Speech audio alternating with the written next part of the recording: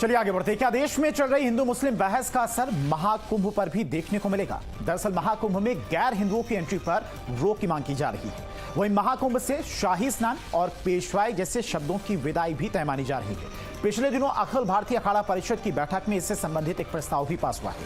संत इन उर्दू फारसी शब्दों के इस्तेमाल नहीं करने के पक्ष में है। वहीं सीएम योगी आदित्यनाथ भी इस मुद्दे पर संतों की राय के साथ में जाने के बारे में सार्वजनिक तौर पर अपनी राय भी जाहिर कर चुके हैं। अब सवाल उठते हैं कि इसमें गलत क्या है? अगर संत महाकुंभ के बारे में कुछ फैसला लेते हैं तो मुस्लिम धर्मगुरु और मौलानाओं में क्या परेशानी है? इसे हिंदू मुस्लिम का एंगल क्यों दिया जा रहा है? दो टूक में इसी पर करेंगे चर्चा। देखिए, भारत की संस्कृति हो, भारत की सभ्यता हो, भारत का ज्ञान विज्ञान हो, भारत का शास्त्र हो, भारत के महापुरुषों का विचार हो, दर्शन शास्त्र हो, इसको पूरी दुनिया ने अपनाया। भारत विचारों से, भारत संस्कृति से बहुत ही समृद्धशाली देश था, है और रहेगा।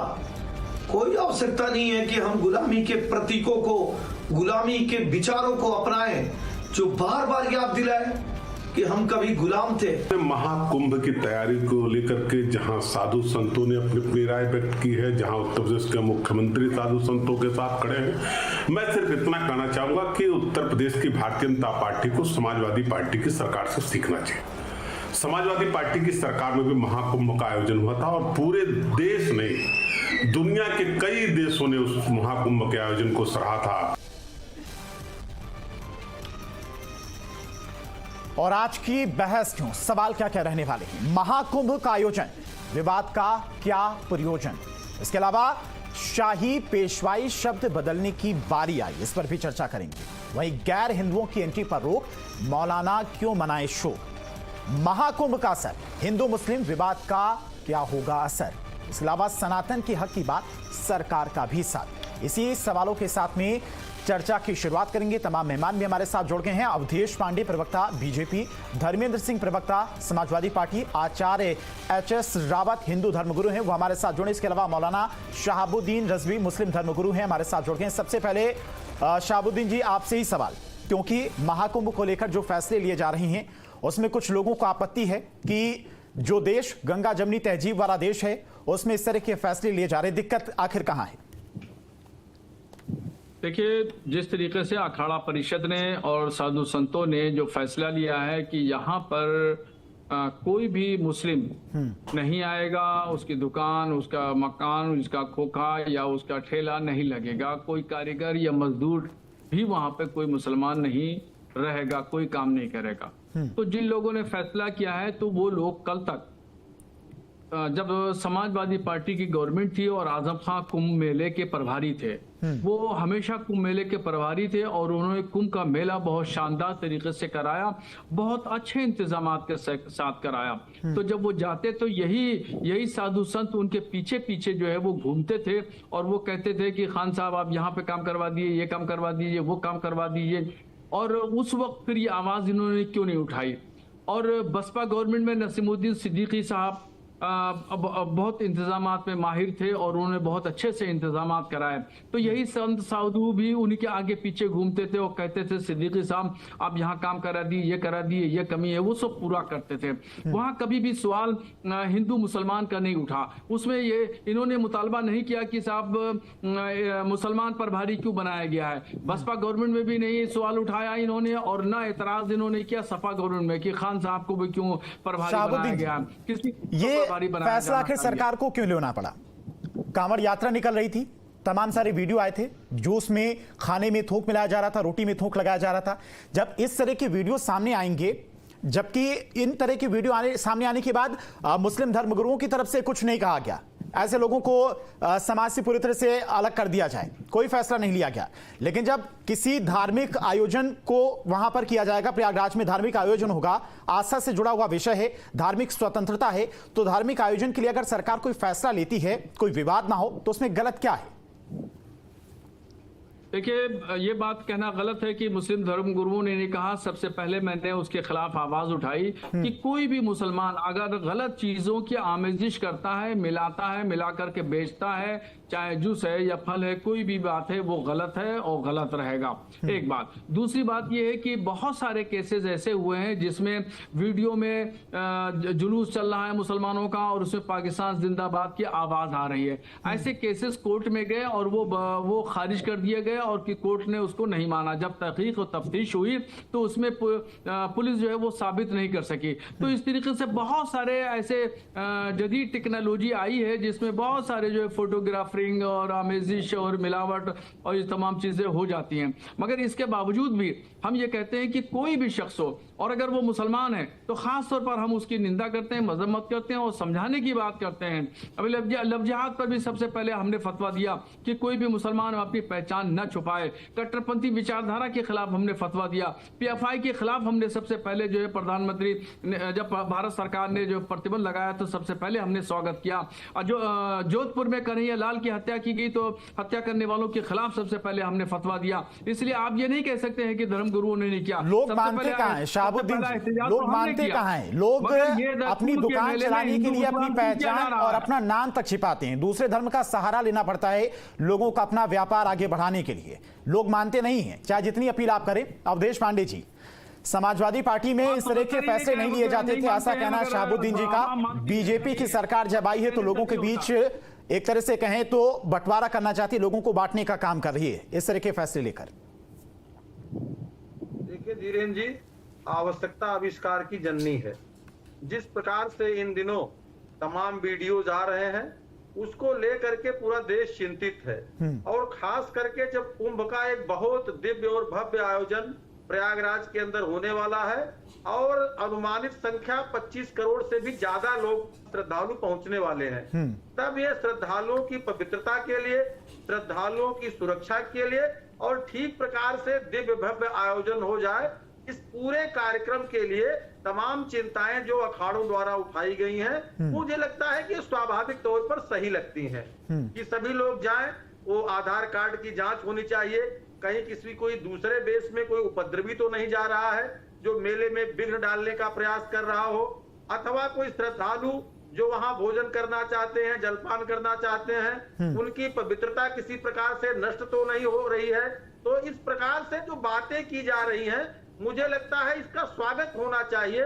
मक्का और मदीना के अंदर तो कोई हिंदू सनातनी नहीं जाता है, तिरुपति के अंदर कोई जाता है हिंदू सनातनी तो ठीक है, अन्य धर्म का कोई जाता है तो उनको एक शपथ पत्र देना पड़ता है कि मैं सनातन धर्म के सिद्धांतों को मानता हूं, इसलिए मुझे दर्शन करने दिया जाए तो दर्शन होता है। इसी प्रकार से जगन्नाथपुरी है। अभी श्री राम जन्मभूमि तीर्थ क्षेत्र जो गठित हुआ है उसमें साफ तौर पर से ट्रस्ट घोषणा की गई है कि जिलाधिकारी अथवा उप जिलाधिकारी दोनों में से जो एक हिंदू होगा वो ट्रस्ट का सदस्य होगा।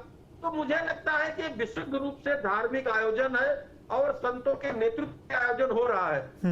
लेकिन जिस प्रकार से भी मौलाना ने दो बातें कही है उस पर मुझे घोर आपत्ति है कि खान के पीछे संत घूमते रहते थे, नसीमुद्दीन के पीछे संत घूमते रहते थे। अरे इस देश की संत की बहुत महान विरासत है, मानवता को संदेश देते हैं संत, ये किसी के आगे पीछे नहीं घूमते। ये कोई ऐसा धर्म नहीं जो संकीर्ण धर्म है, जो किसी चीज में नफरत की बात करता हो, अलगाव की बात करता हो। ये वसुधैव कुटुंबकम को की बात करने वाला, ये सर्वे भवन्तु सुखिनः की बात करने वाला हमारा संत समाज है जो पूरे दुनिया में शांति सद्भाव देखने की बात करता है। तो इस प्रकार से बात करना, इनको माफी मांगनी चाहिए कि आजम खान के पीछे संत घूमते थे, नसीमुद्दीन के पीछे संत घूमते थे। क्या हैसियत है आजम खान की और नसीमुद्दीन की जिनके पीछे संत घूमेंगे? अरे संतों के नेतृत्व में, संतों के मार्गदर्शन में आज ये देश और ये पूरा विश्व चल रहा है जो सनातन धर्म को मानने वाला है। तो आज जो कुंभ के अंदर व्यवस्थाएं मांगने की जो बात कही जा रही है, मुझे लगता है इसका स्वागत होना चाहिए धीरेन्द्र जी। ठीक है, धर्मेंद्र सिंह जी, समाजवादी पार्टी क्या सोचती है? जो फैसला सरकार की तरफ से लिया जाना है या फिर लिया गया है महाकुंभ के आयोजन को लेकर? माघ मेला पौराणिक काल से चला आ रहा है, निर्बाध रूप से चला आ रहा है और हमेशा ये माना जाता है कि सतत पवित्रता और अपने सतत्व के साथ वो निर्बाध रूप से चला आ रहा है। चाहे बीच में जो भी सत्ताएं रही, चाहे मुगल काल रहा, चाहे ब्रिटिश काल रहा, इसकी एक लंबी जो तमाम शासन सत्ताओं का दौर देखा है, लेकिन ये पूरी पवित्रता के साथ हुआ है। 2013 में जो है जिस तरह से महाकुंभ बहुत शानदार पूरी दुनिया के तमाम देशों ने सराहा, करीब 120 मिलियन लोगों ने उसमें शिरकत की थी, वहां पर आए थे, धार्मिक रूप से उसमें भाग लिए थे। लेकिन हम बड़ा दुख होता है जब भारतीय जनता पार्टी लगातार हिंदुओं को या समाज के एक बड़े वर्ग को एक डर दिखाने का ही प्रयास करती है कि साहब पवित्रता भंग हो जाएगी, ये हो जाएगा, वो हो जाएगा। क्या इसके पहले महाकुंभ पवित्र नहीं था, ये कहना चाहते हैं? या अब तक जब भी पौराणिक युग से लेकर के अब तक जितने महाकुंभ हो गए हैं वो पवित्र नहीं थे? धर्मेंद्र जी के नेतृत्व में पवित्र होगा। धर्मेंद्र सवाल देखिए, इससे पहले इस तरह के वीडियो, हम एक सेकंड बस, इस तरह के वीडियो भी सामने नहीं आते थे कि जूस में थूक मिलाया जा रहा हो, जो खाना ढाबे पे मिलता हो उसमें थूक मिलाया जा रहा हो, नाम बदलकर ढाबा चलाया जा रहा हो, अपनी पहचान छिपाई जा रही हो, इस तरह के पहले मामले सामने नहीं आते थे। देखिए, इसको जो है आप उससे नहीं जोड़ सकते, ये शुद्ध रूप से आपराधिक घटना है। क्यों नहीं जोड़ सकते? अगर महाकुंभ में धर्म गुरु आते हैं, पूरे देश भर के श्रद्धालु आते हैं, उनकी आस्था के साथ खिलवाड़ होगा तो वहां पर कुछ बड़ा बवाल भी हो सकता है। सुरक्षा के लिहाज से भी ये अहम फैसला है। मेरी बात सुनिए, ठीक है, मैं आपकी बात सहमत हूँ। धीरेन्द्र जी, मिलावट जो है या इस तरह का जो कृत्य कर रहा आपराधिक घटना है, चाहे ये कहीं जूस में मिलावट हो, चाहे कहीं खाने में मिलावट हो, और चाहे तिरुपति के लड्डू की मिलावट हो, उसमें एंगल धर्म के देखने की जरूरत नहीं है। उसको आपराधिक रूप से कार्रवाई करनी चाहिए और ये सतर्कता तमाम फूड सेफ्टी से लेकर के संस्कृत मंत्रालय, सरकार, सुरक्षा व्यवस्था से लेकर सारे इंतजाम इसीलिए होते हैं कि कोई ना आतंकवादी आने पावे, कोई बदमाश ना आने पावे, कोई हेट स्पीच देने वाला ना आने पावे, कोई खाने मिलावट करने वाला ना आने पावे। इस तरह आप डरेंगे तब तो फिर तमाम लोग उसमें इतने आपराधिक तत्व है को तो जहर मिला देते हैं। तो ये अलग चीज हो गया, ये आपकी विशुद्ध रूप से यही तो व्यवस्था करनी है। सरकार को तो आयोजन में यही देखना है कि कोई इस तरह के अवांछनीय चीजें न हो। लेकिन आप धार्मिक आधार पर असंवैधानिक जो संविधान के विरुद्ध व्यवस्थाएं हैं उसको लेकर के अगर आप उंगली दिखाने का काम करते हैं, बंटवारा करने का काम करते हैं, पुरानी जो हमारी तहजीब और संस्कृति चली आ रही है उसको डिवाइड करने का काम करते हैं, तो बिल्कुल किसी भी चुनी हुई सरकार के लिए ठीक नहीं है। ये डेमोक्रेसी के लिए बिल्कुल स्वस्थ परंपरा नहीं है।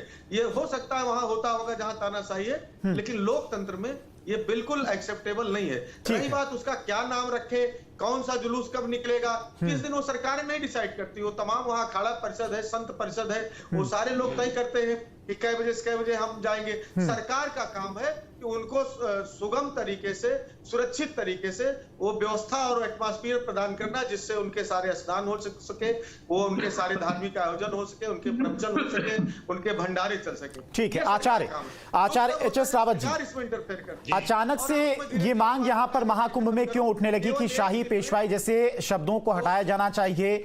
जो महाकुंभ का आयोजन हो रहा है उसमें गैर हिंदुओं की एक तरह से कहें एंट्री पर पूरी तरह से रोक होनी चाहिए। अचानक से ये मांग क्यों उठने लगी? देखिए धीरेन्द्र जी, लोकतंत्र की सबसे बड़ी खूबी ये होती है कि अपने धर्म को मानने की आजादी पूर्ण रूप से, अपने धर्म के अंदर क्या हमें चेंज करना है ये हमारी पूरी आजादी होनी चाहिए। अभी तक 600 वर्ष तक भारत देश मुसलमानों का, मुगलों का गुलाम रहा। उस भाषा का असर हमारे ऊपर आया, वो मिक्सचर आया, क्योंकि उस समय पर बादशाह होते थे तो वो शब्द इस्तेमाल होते थे। आप 2 साल किसी कंट्री में रह लेते हैं तो उसकी भाषा का असर आ जाता है। इसी प्रकार से वो जो भाषा के जो शब्द थे उनसे गुलामी की बू आती है। वो शब्द हमारी देववाणी के नहीं है। हमारे यहाँ पर जो देववाणी है, संस्कृत के शब्द हैं, उनका इस्तेमाल किया जा सकता है और उनको करना चाहिए। समय समय पर रिफाइन होती रहती है कोई चीज। अभी धर्मेंद्र जी कह रहे थे, बड़े अच्छे प्रवक्ता हैं, कि नहीं पहले भी तो शुद्धता होती होगी ना, पहले कुंभ में क्या दिक्कत थी? अरे भैया, पहले आप लैट्रिन करने कहाँ जाते थे आप शौचालय के लिए? फिर उसके बाद आचार्य जी, एक बात आपसे जानना चाहेंगे, जो शाही स्नान या पेशवाई जैसे शब्द हैं जो अखाड़ों से जुड़े हुए हैं, इनका अधिकार किसके पास होता है इन नामों को हटाने का? इनका पूरे शंकराचार्य के पास होता है और जो अखाड़ा परिषद के अध्यक्ष हैं, अखाड़ों के। तो ये सरकार से मांग क्यों की जा रही संतों की तरफ से? देखिए, सरकार तो सर्वश्रेष्ठ होती है ना, सरकार के पास उन शब्दों की एक शब्दावली है लेकिन वो चेंज तो सरकार ही करेगी ना। अब ऐसे तो आप कागज कराने के लिए, रजिस्ट्री कराने के लिए जाते हैं, बहुत सारे उर्दू के शब्द होते हैं, जब वो धीरे धीरे उनको चेंज करेंगे तो सरकार ही उन शब्दों को चेंज करती है ना सरकारी खाते से। तो इस वजह से अभी जो स्नानों की जो रिटर्न रिपोर्ट दी जाती है तो वो आचार्य महामंडलेश्वर अपने अखाड़े के जो होते हैं वो देते हैं, और फिर ये जो फैसला पूरा होता है, सारे जो अखाड़े होते हैं 13 अखाड़े, उनके जो हमारे अखाड़ा परिषद के अध्यक्ष होते हैं वो इस बात को फैसला करेंगे। और ये अच्छी पहल है, अच्छी शुरुआत है, क्योंकि हमारी जो संस्कृत भाषा है उसके शब्दों का इस्तेमाल यहाँ पे होना चाहिए। इसमें देवनागरी के शब्दों का इस्तेमाल होना चाहिए। देव की भाषा है, क्यों हम उन फारसी शब्दों को, उर्दू शब्दों को क्यों इस्तेमाल करें अपने धर्म के अंदर, जो पुराने समय से चले आ रहे हैं। क्योंकि जब आप हज के अंदर नहीं कर सकते, आप एंट्री दे नहीं सकती इसे दूसरे धर्म के लोगों को, आपके अंदर इतनी कट्टरता है, तो अपने धर्म में तो हम अपने लिए कर ही सकते हैं ना। इसलिए रिजवी साहब तो उदारवादी हैं, उदारवादी लोगों की कोई सुनता नहीं है, चलती तो कट्टरवादियों की ना, विद्वान आदमी की कोई नहीं सुनता है। इसलिए जो हमारे महामंडलेश्वरों ने जो फैसला लिया है, अखाड़ा परिषद ने जो फैसला लिया है, शंकराचार्य जो फैसला लेंगे वो मान्य होना चाहिए। इससे और रिफाइनमेंट आएगी और साथ में शुद्धता ज्यादा आएगी। एक अच्छी पहल की शुरुआत है ये। अवधेश पांडे जी, लगभग जैसा कि आप बता रहे कि 25 करोड़ से ज्यादा लोग महाकुंभ में पहुंचेंगे, ऐसे में एक एक का आधार कार्ड चेक करना और सुरक्षा की वहां पर जिम्मेदारी देखना, गैर सनातनी जो अधिकारी हैं उनकी तैनाती वहां पर ना हो, इतनी बड़ी व्यवस्था में यह सब कुछ आखिर कैसे होगा? देखिए धीरेन्द्र जी, इसके पहले भी योगी सरकार ने एक बहुत सफल कुंभ का आयोजन किया, इसकी पूरे विश्व में सराहना हुई और उसमें 25 करोड़ लोग शामिल हुए थे। इस बार तो 40 करोड़ लोग शामिल होने की संभावना है, जितना अमेरिका की आबादी है। तो योगी जी की जो सरकार है, सरकार सभी मोर्चों पर अच्छी व्यवस्था देने में एक सक्षम सरकार है। हमारे समाजवादी पार्टी के प्रवक्ता कह रहे थे पहले तो ऐसा होता था, अरे पहले जो होता था उससे और अच्छा होने और करने की जरूरत है, और उसको योगी जी की सरकार करने वाली है। किस प्रकार से कुंभ में अच्छे इंतजाम करने का काम, ग्रीन और क्लीन कुंभ का काम जो है करने का काम योगी जी की सरकार ने किया था, उसको इस बार और अच्छे ढंग से योगी जी की सरकार करना चाहती है। ये उत्तर प्रदेश है जहां एक बहुत मजबूत व्यवस्था का तंत्र है, सरकारी तंत्र है। केवल एक उद्देश्य होता है कि नेक नीति के साथ उसको करने का। ये सनातन धर्म को सम्मान देने वाली सरकार है, ये विरासत को आगे बढ़ाने वाली सरकार है। ये ऐसी सरकार नहीं है कि जो सनातन धर्म को गाली की प्रतिस्पर्धा रोज अपने यहाँ कराती हो। ठीक है। समाजवादी पार्टी के तो 2 प्रवक्ता लगे रहते हैं रोज सनातन धर्म को गाली देने के लिए। पहले स्वामी प्रसाद मौर्य जी गाली देते थे, अब दूसरे अफजाल अंसारी जी गाली दे रहे हैं लगातार सनातन धर्म को। तो ये सरकार निश्चित रूप से एक अच्छे कुंभ का आयोजन करेगी और ये दुनिया का सबसे बड़ा मेला होगा जहां इसका उदाहरण प्रस्तुत होगा। तो ठीक है, सारी चीजें ठीक है। होगी। आपके सवाल का जवाब ले लेते हैं धर्मेंद्र सिंह जी से, उसके बाद आपके पास आएंगे शहाबुद्दीन सर। धर्मेंद्र जी, भारतीय जनता पार्टी के साथी सोचना चाहिए। देखिए, नाम बदल देने से आयोजन अच्छा नहीं हो जाएगा। कौन कह रहा है आयोजन अच्छा नहीं करिए? आप आयोजन और बेहतर करिए। मैं तो 2012 में जो 2013 की लकीर जो खींच समाजवादी पार्टी की, उससे और बढ़िया करिए। समय आगे बढ़ गया है, शुभकामनाएं हैं, लेकिन आप इस सामाजिक समरसता को बने रहने दीजिए। आपको मैं 1790 के आसपास की घटना याद दिलाऊं। उस समय सिंधिया जी ने चिट्ठी लिखी थी, बाकायदा उनके यहाँ दक्कन से आए हुए लोगों को। एक अमजद अली साहब ने जो है उनका जो स्वागत वेलकम किया था, उस पर बाकायदा उन्होंने पत्र लिखा। मीर मोहम्मद अहमद अमजद नामक मुसलमान की प्रशंसा की, जिसने हिंदू तीर्थयात्रियों की अभूतपूर्व सेवा की थी। तो कम से कम देखिए, स्नान माँ गंगा है, वहां से निकल के गंगोत्री से लेकर के आगे तक जाती है। कोई कहीं भी स्नान कर सकता है गंगा में, श्रद्धा और आस्था लगाने वाले, लेकिन उनको धार्मिक आधार पर आप रोक नहीं सकते। बिल्कुल। बाकी आप शुभकामना है, शानदार ठीक है। करिए, शहाबुद्दीन जी, धार्मिक स्वतंत्रता का अधिकार, धार्मिक स्वतंत्रता का अधिकार सभी के पास है। आप अपना धर्म अपने तरीके से मना सकते हैं, हिंदू भी अपना धर्म अपने तरीके से मना सकते हैं, अपना फेस्टिवल अपने तरीके से मना सकते हैं, उस पर अपने तरीके से ही पाबंदियां लगा सकते हैं। उस पर अवधेश जी आएंगे आपके पास। शहाबुद्दीन जी, उस पर आपत्ति नहीं होनी चाहिए।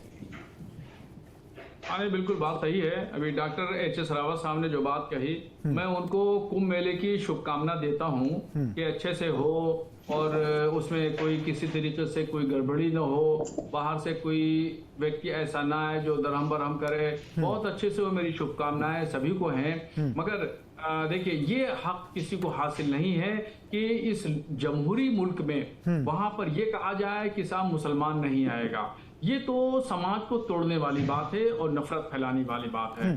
तो नफरत फैलाने वाली बात जो है नहीं करना चाहिए। मजहबी लोगों का काम है एच.एस. रावत जी, प्यार बढ़ाएं। ठीक है, समय कम है साबुद्दीन जी, समय। एच.एस. रावत जी, धार्मिक आयोजन महाकुंभ का जो है वो पूरे विश्व भर में प्रसिद्ध है। उसमें विश्व भर से तमाम कलाकार भी आते हैं, विदेशी पर्यटक भी आते हैं, उनका भी धर्म अलग होता है। कैसे इस सब फैसला लेंगे, कैसे उन लोगों को रोकेंगे? देखिए ये सरकार करती है और सरकार के पास बहुत बड़ा नेटवर्क होता है और हमारे जो साधु संत हैं उनके पास भी इसकी बहुत अच्छी प्लानिंग होती है। तो जो टूरिस्ट आएंगे दूसरे धर्म के होंगे उनको भी नहीं जाने दिया जाएगा? उनके नहीं जाने दिया जाएगा, सबको जाने दिया जाएगा, लेकिन इस प्रकार की जो स्वच्छता बनी रहे, जो जूस में पेशाब मिलाते हैं, दूध के अंदर थूक देते हैं, इन सब चीजों को रोकने के लिए। और धर्मेंद्र जी कह रहे थे नाम बदलने से कुछ नहीं होता। आप ही की सरकार ने 9 जिलों के नाम बदल दिए थे, उनको जरूरत नहीं थी आपको, अखिलेश जी जब उस समय मुख्यमंत्री थे। इसलिए नाम बदलने के पीछे की भी कुछ ना कुछ रहस्य होते हैं, रहस्यों को समझने की आवश्यकता होती है। ठीक है, आप सभी मेहमानों का बहुत बहुत शुक्रिया न्यूज स्टेट से जुड़ने के लिए। समय बहुत कम है इसलिए क्षमा चाहेंगे। तो फिलहाल जिस तरह से लगातार धर्मगुरुओं की तरफ से, आचार्यों संतों की तरफ से मांग की जा रही है, उस पर मुख्यमंत्री योगी आदित्यनाथ ने भी एक तरह से कहें तो फैसला लिया है या फिर लेने वाले हैं। धार्मिक स्वतंत्रता की आजादी हर किसी को है। ऐसे में कोई भी धार्मिक आयोजन होता है तो वहां पर सभी से मशवरा जरूरी होता है, लेकिन धार्मिक आयोजन, महाकुंभ का आयोजन एक बड़ा आयोजन है। इसमें सरकार किस तरह से फैसला लेगी, कैसे पूरा आयोजन किया जाएगा, यह भी अपने आप में एक बड़ा सवाल है। फिलहाल 2 टूक में इतना ही, रुकते हैं छोटे से ब्रेक के लिए।